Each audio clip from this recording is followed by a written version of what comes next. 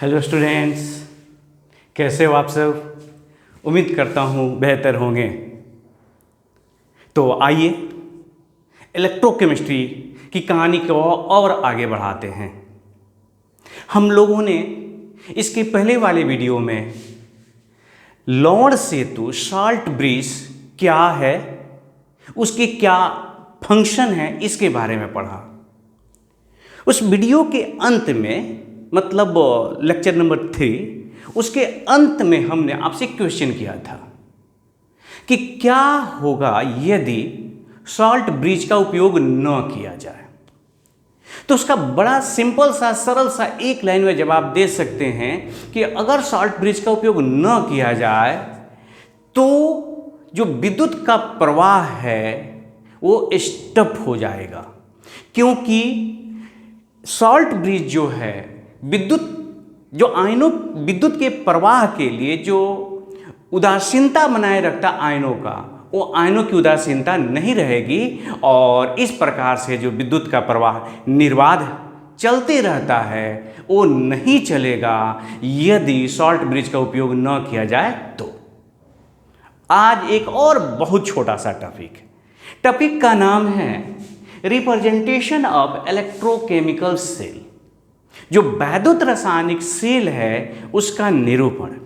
Actually हम लोग चाहते ये हैं, ये वैद्युत रासायनिक सेल देखकर इसका एक हम लोग सांकेतिक मतलब रिप्रेजेंटेशन करें, सिंबॉलिक इसको रिप्रेजेंट करें। अगर सिंबॉलिक रिप्रेजेंटेशन है तो इस तरह से सेल का कंस्ट्रक्शन कैसे करें। मतलब हमारे पास आज की क्लास का उद्देश्य है कि कोई आपको अगर सेल दिया गया इलेक्ट्रोकेमिकल सेल तो उसको सिंबॉलिक रिप्रेजेंट कैसे करें। अगर सिंबॉलिक रिप्रेजेंटेशन दे दिया गया है तो उसको देख करके एक सेल का कंस्ट्रक्शन कैसे करें। मतलब आप समझ जाइए कि किसी ने आपको घर का नक्शा दिया, उस नक्शे को देख के घर बनाना है। अगर किसी ने घर दिया तो उसको देख के नक्शा बनाना है। बस आज का काम इतना ही है, एक छोटा सा टॉपिक। तो हमने यहाँ पर पहले से ही एक सेल का कंस्ट्रक्शन किया हुआ है। सेल के रिप्रेजेंटेशन के लिए आपको 2-3 बातों का ध्यान रखना होगा। सबसे पहली बात, आपको ये पता होना चाहिए कि सेल में एनोड कौन है और कैथोड कौन है। तो सबसे पहले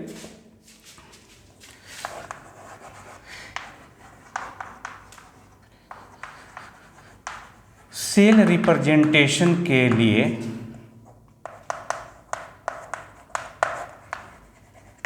एनोड एवं कैथोड का पहचान होना चाहिए।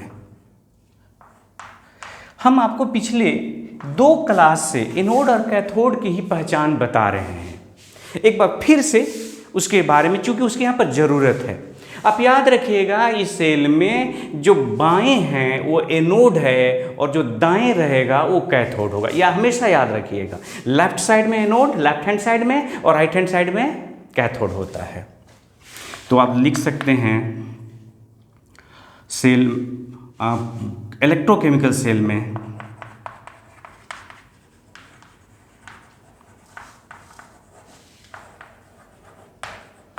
में बाएं एनोड एवं दाएं कैथोड होता है। आपको 2-3 और बात याद रखना होगा कि जो एनोड होता है उस पे ऑक्सीडेशन होती है और कैथोड पर रिडक्शन होता है। हमने ये 2-3 बार लिख दिया, लेकिन यहाँ भी उसकी ज़रूरत है। एनोड पर ऑक्सीडेशन एवं कैथोड पर रिडक्शन होता है।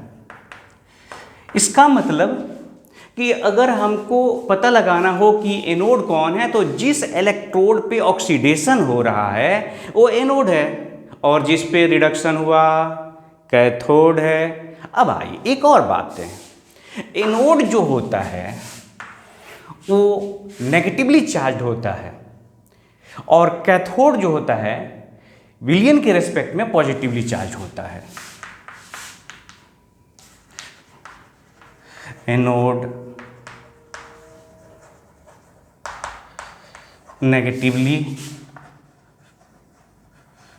चार्ज्ड होता है एवं कैथोड पॉजिटिवली चार्ज्ड होता है। अब आइए एक छोटा सा, इतना सारा बात कई दिनों से कर रहा हूं, एक छोटा सा ट्रिक याद रख सकते हैं क्या?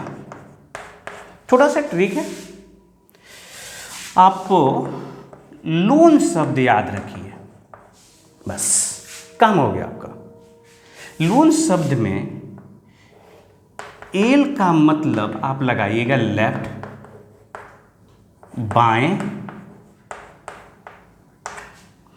ओ का अर्थ निकालिएगा ऑक्सीडेशन,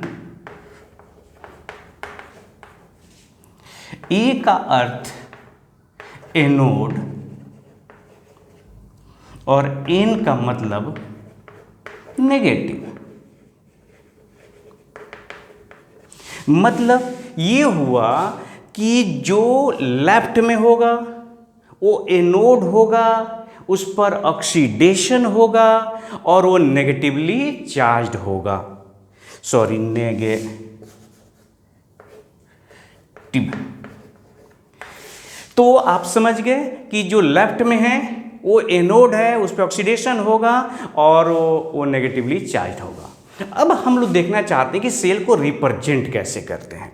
तो सेल को रिप्रेजेंट करने के लिए भी आप एक छोटे से ट्रिक है, उसके लिए भी याद करिए। रिप्रेजेंटेशन ऑफ सेल, उसके लिए भी एक ट्रिक याद रखना है। आपने गद्दा तो देखा ही होगा, एस कैट, ए का मतलब एनोड, एस का अर्थ solution of anode, solution of anode. फिर एस का मतलब, ये जो एस है, solution of cathode, solution of cathode. और CAT, कैट का मतलब लगाना है आपको कैथोड। ये एक छोटा सा बात याद रखा गया। अब रूल ये है कि जब आप किसी सेल को रिप्रेजेंट करने जब जाते हैं तो उस स्थिति में सबसे पहले आप एनोड लिखते हैं। एनोड का जो मेटल होता है उस मेटल का सिंबल लिखते हैं, संकेत लिखते हैं। फिर उसके बाद उसके सॉल्यूशन को लिखते हैं, या सॉल्यूशन में जो आयन है, मेटल आयन, उस आयन को लिखते हैं। आप इसको थोड़ा सा अगर और ब्रीफ में ही इसको समझने की कोशिश करें तो आप लिख सकते हैं एनोड मेटल। फिर उसके बाद एक सिंगल वर्टिकल लाइन देते हैं। मैं आपको बताने जा रहा हूं वो क्या है सिंगल वर्टिकल लाइन। एनोड के बाद उसका सॉल्यूशन, तो आप या तो उसको सॉल्यूशन लिख दीजिए या मेटल आयन लिख दीजिए। एनोड मेटल आयन, ध्यान रखिएगा, एनोड मेटल आयन। फिर उसके बाद double vertical line, single vertical line के बाद डबल वर्टिकल लाइन। फिर क्या देखिए, सॉल्यूशन ऑफ कैथोड, तो वही हो गया, सॉल्यूशन ऑफ कैथोड लिख दीजिए या कैथोड मेटल आयन लिख दीजिए, कैथोड मेटल आयन। और फिर सिंगल वर्टिकल लाइन और अंत में क्या लिख देना है, कैथोड मेटल, कैथोड मेटल। या आप इस रूप में याद रखिए या इस रूप में याद रखिए। अगर इसको समझें हम लोग तो अगर इसी को मुझे रिप्रेजेंट करना है तो बताइए, एनोड क्या है, जिंक है, जिंक का symbol Zn, single vertical line.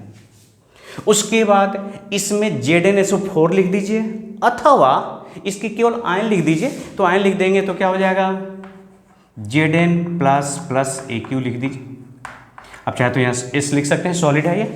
फिर डबल वर्टिकल लाइन, और डबल वर्टिकल लाइन दे करके क्या लिखना है आपको, सोल्यूशन ऑफ कैथोड CuSO4 लिख दीजिए, अथवा उसके जो आयन है वो लिख दीजिए।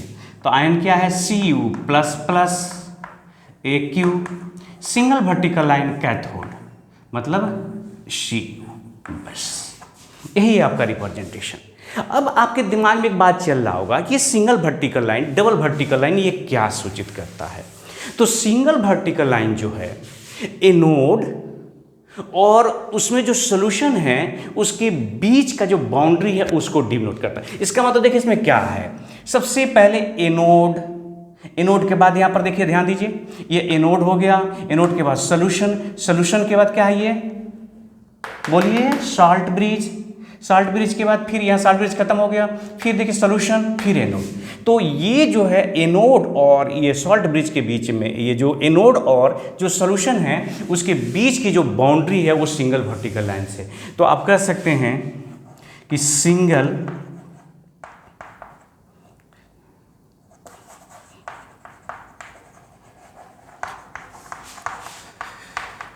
वर्टिकल लाइन एनोड एवं सॉल्यूशन। आपको एक्चुअली एनोड लिखना उचित नहीं ही है क्योंकि यहां पर फिर कैथोड लिखना पड़ेगा, तो अब सीधे लिख देते हैं इलेक्ट्रोड,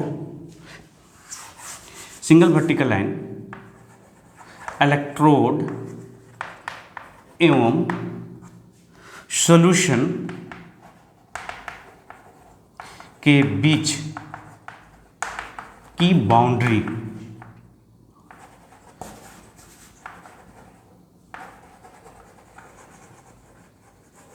को सूचित करता है, को दर्शाता है। डबल वर्टिकल लाइन क्या सूचित करता है, तो डबल वर्टिकल लाइन बता रहा है यहां पर लवण सेतु।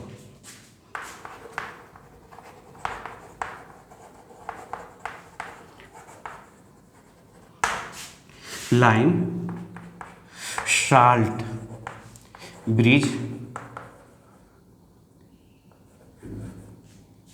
को सूचित करता है, या आप कह सकते हैं कि डबल वर्टिकल लाइन दोनों जो बिलियन हैं उस बिलियन के जो इलेक्ट्रोलाइट है उनको सेपरेट करता है, उन्हें अलग करता है। तो आप, मैं उम्मीद करता हूं कि समझ रहे होंगे, बहुत ही सिंपल है, ये बात याद रखिएगा। किसी भी इलेक्ट्रोकेमिकल सेल को रिप्रेजेंट करने के लिए आपको कैथोड एनोड की पहचान कर लेनी है। कैथोड हमेशा कैथोड दाएं होगा और एनोड क्या होगा, बाएं होगा। फिर उसके बाद सबसे पहले आपको एनोड लिखना है। तो एनोड मतलब कौन सी, एनोड के मेटल का सिंबल लिखना है। फिर उसके बाद सिंगल वर्टिकल लाइन देना है और एनोड जिस सॉल्यूशन में डूबा हुआ है उस सॉल्यूशन को लिख दीजिए, अथवा उस सॉल्यूशन में जो एनोड आयन है, कैटायन है, धन आयन है, मेटल आयन, उसको लिख दीजिए। फिर उसके बाद डबल वर्टिकल लाइन दीजिए और डबल वर्टिकल लाइन देकर कैथोड का सॉल्यूशन लिख दीजिए। देखिए यहाँ पर anode solution, solution of cathode और उसके बाद कैथोड, एस कैट, सिंपल है, एस एनोड का सॉल्यूशन, फिर सॉल्यूशन किस चीज का, कैथोड का, और उसके अंत में कैथोड, बस इतनी सी बात। और ये सब बात याद रखने के लिए आप ये ट्रिक याद रखिएगा, लोन लेफ्ट में होगा, उस पर ऑक्सीडेशन होगा, उसका नाम एनोड होगा और वो नेगेटिवली चार्ज्ड होगा। तो आप इसे नोट करें और फिर एक दूसरे एग्जांपल से इसको समझने की कोशिश करते हैं।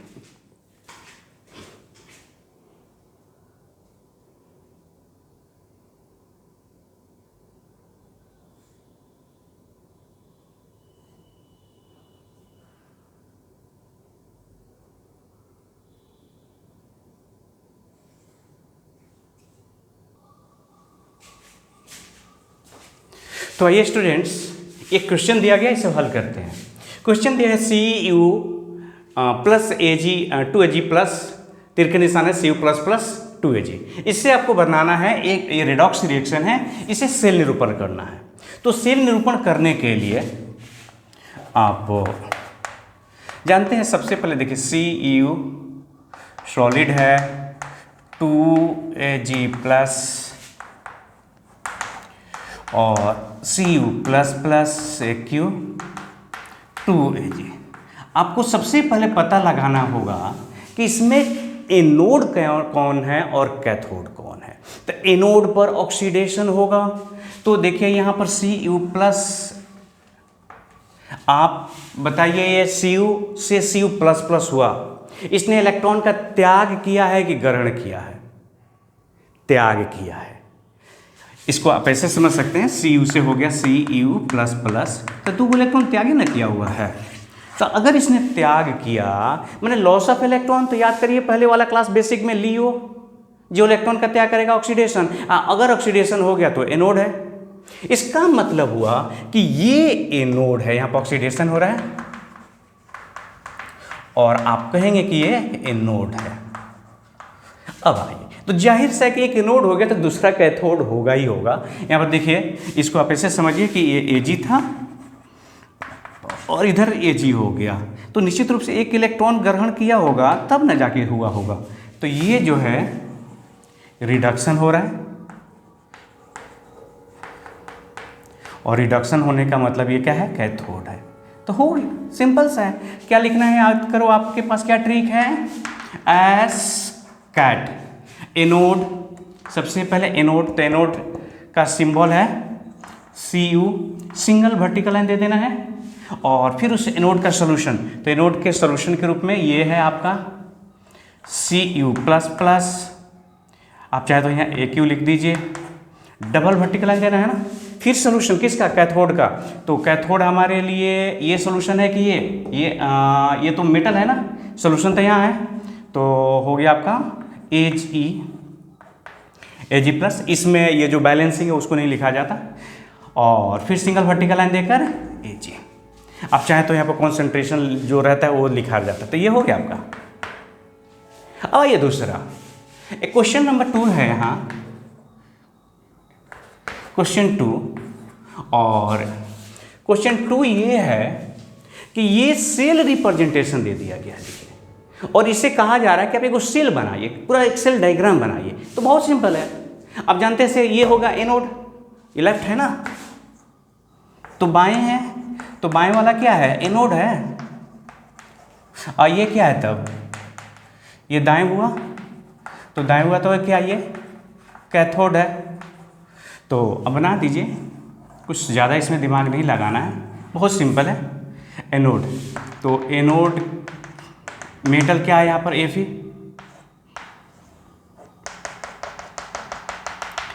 और ये सॉल्यूशन किस चीज़ का है? तो FeSO4 का विलयन। यहाँ पर बताइए कैथोड क्या है? Cu, बनाइए, यह है Cu, यह है Fe, इसमें विलयन किस चीज़ का है? तो CuSO4। फिर आप इसको क्या करेंगे? एक तार से जोड़ देंगे, बीच में इच्छा है तो आप अमीटर लगा दीजिए, और फिर उसके बाद क्या करना रहता है बताइए? इन्हें, ये जो है ना, ये क्या बता रहा है? सॉल्ट ब्रिज ना, तो आप इन्हें एक सॉल्ट ब्रिज से भी जोड़ दीजिए।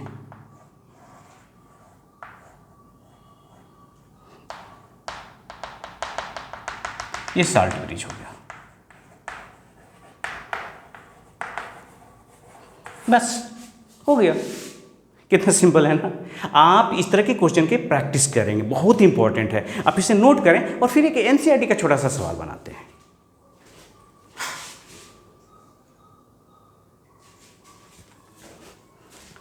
तो आइए स्टूडेंट्स, इस वीडियो का आखिरी क्वेश्चन बनाते हैं एक, और ये क्वेश्चन हमने एनसीईआरटी से लिया हुआ एक्सरसाइज 3.3 है। क्वेश्चन में दिया गया है, उस गैल्वेनिक सेल को दर्शाइए जिसमें निम्नलिखित अभिक्रिया होती है, और अभिक्रिया यहाँ दी गई है। आपको इससे एक गैल्वेनिक सेल बनाना है। तो अभी मैंने बनाया था, एक बार फिर से बनाकर आपको दिखा देते हैं। आपको बस इतना ही पता लगाना है कि इसमें एनोड कौन है और कैथोड कौन है। बहुत सिंपल है। और एनोड पता लगाने के लिए एनोड पे क्या होता है? ऑक्सीडेशन। अच्छा, एक और बात याद रखिए ट्रिक के रूप में, देखिए जो एनोड शब्द है और ऑक्सीडेशन, आप ध्यान दे रहे हैं दोनों में एक संबंध है। ये वॉवेल है और ये भी क्या है?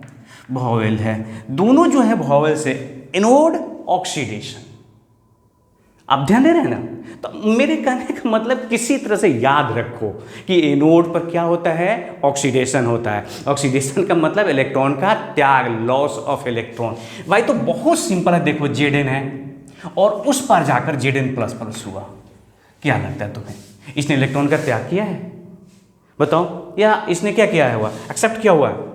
अरे भाई Zn से Zn++ हो जाना, ऐसे Zn है और ये Zn++ तो दो इलेक्ट्रॉन त्याग ही किया होगा ना। तो आपको इसका आंसर हम बना रहे हैं, देखिए थोड़ा सा नीचे बना लिया जाता है तो ठीक था, लेकिन कोई बात नहीं, बन गया तो बन गया। इसका मतलब कि एनोड इसमें कौन है, जिंक है, Zn है, और सोल्यूशन क्या है इसमें, Zn+4 या इसे भी आप छोड़ सकते हैं। उसके बाद कैथोड तब कौन हुआ, Ag हुआ, Ag हो गया, और ये हो गया आपका Ag, ये हो गया Zn, और इसमें सोल्यूशन जो है AgNO3 ले लेते हैं, AgNO3।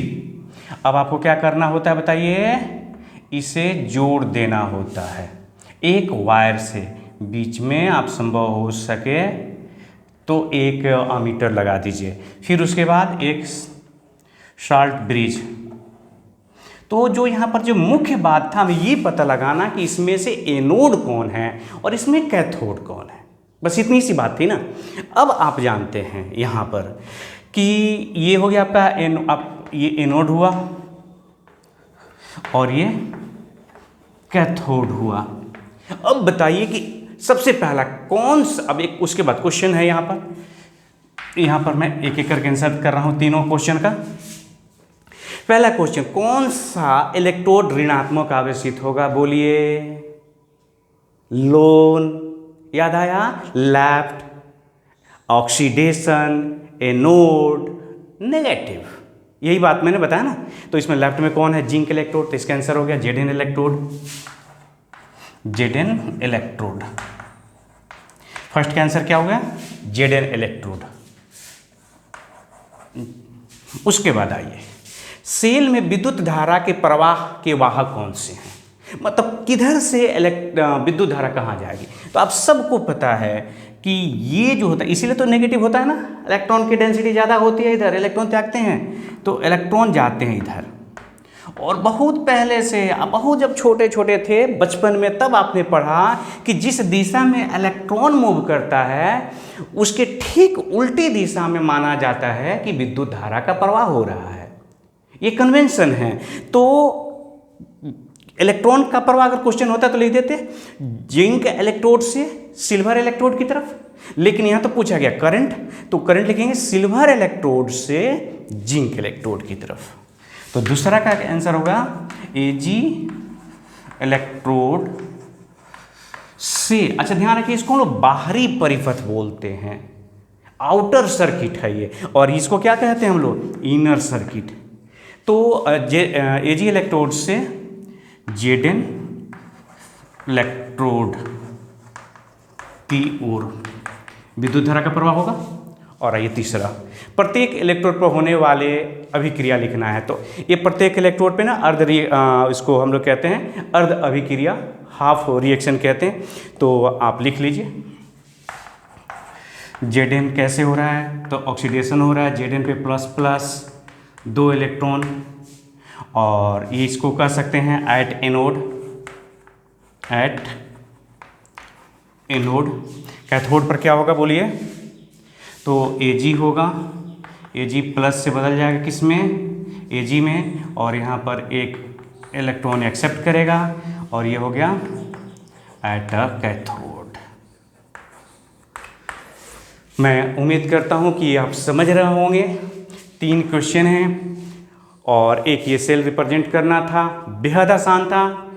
अगर आपको किसी तरह की कोई दिक्कत होती है बात समझने में, तो आप एक बार ज़रूर कमेंट करें, मुझे बताएं कि कहाँ समस्या होती है। अगर आपको सब कुछ बढ़िया लगता है तो निश्चित रूप से लाइक करें, शेयर करें।